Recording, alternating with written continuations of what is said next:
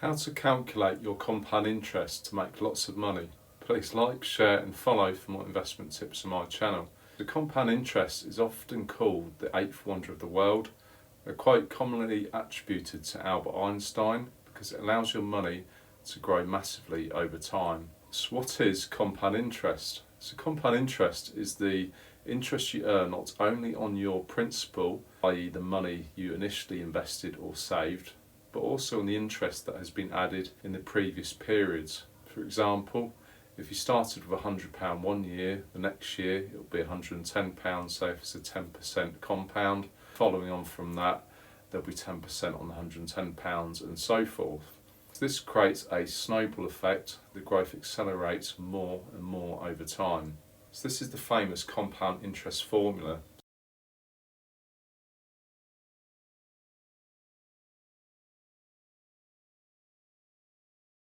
Now let's go to a compound interest calculator and run some numbers. So first off, you want to find the calculatorsite.com. You can put it into Google. Then you want to make sure the compound interest is selected and select your currency. So first off, there is an example here for £5,000 inputted at 5% over 5 years and what you're expected to earn. Now these are all the variables you can change around and mess around with. It includes initial investment, the interest rate, compound frequency, time you have to invest and your regular contributions.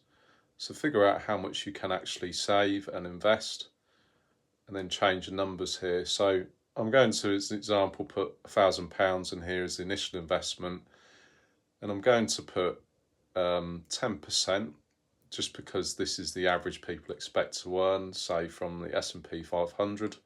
Past century, it's given its investors 10% for the past century. And this is how much I'm expected to earn over a 30-year period because I want to invest over 30 years. But also you can increase, say, your monthly contributions. So here I'm going to put £500 in every month, and it gets you just over £1 million.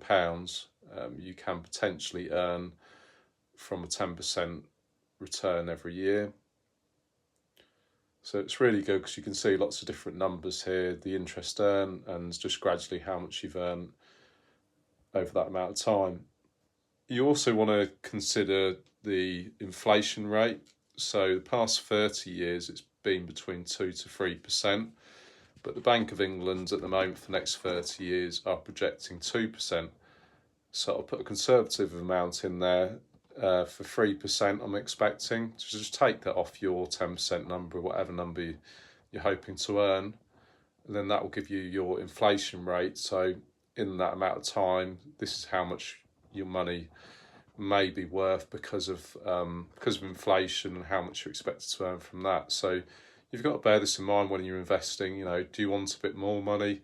Because your money's going to be worth a lot less in the future. So just figure this out, and you might want to increase your monthly contributions.